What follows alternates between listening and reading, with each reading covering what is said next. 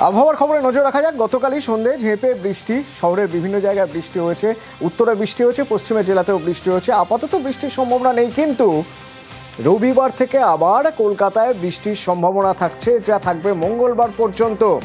নিম্নচাপের জেরে রাজ্যে বৃষ্টির পূর্বাভাস রয়েছে।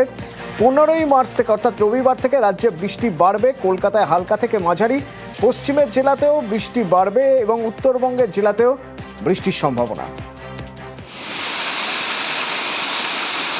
এখন আমাদের উত্তরবঙ্গ বা আমাদের আসামের থেকে একটা বাংলাদেশ পর্যন্ত নিম্নচাপ অক্ষরেখা রয়েছে এবং এর প্রভাবে আগামী 13 থেকে 17 তারিখ পর্যন্তই উত্তরবঙ্গে বজ্রবিদ্যুৎ সহ বৃষ্টিপাতের সম্ভাবনা উপরের 5টা জেলাতে বেশিরভাগ দিনই অনেক জায়গাতেই হওয়ার সম্ভাবনা রয়েছে। তার সঙ্গে 1-2 জায়গায় ভারী বৃষ্টিপাতেরও সম্ভাবনা থাকছে।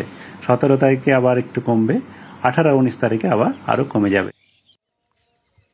দক্ষিণবঙ্গে আগামী দুদিনে 13 আর 14 এই দুদিনে বেশিরভাগ জায়গাতেই শুষ্ক আবহাওয়া থাকবে। তবে 15 তারিখে আবার আমাদের দক্ষিণবঙ্গের জেলাগুলোতেও বজ্রবিদ্যুৎ সহ বৃষ্টিপাতের সম্ভাবনা রয়েছে। দমকা হাওয়াও 40 থেকে 50 কিলোমিটার পর্যন্ত সর্বোচ্চ যেতে পারে। পশ্চিমের জেলাগুলোতে বেশি সম্ভাবনা থাকবে।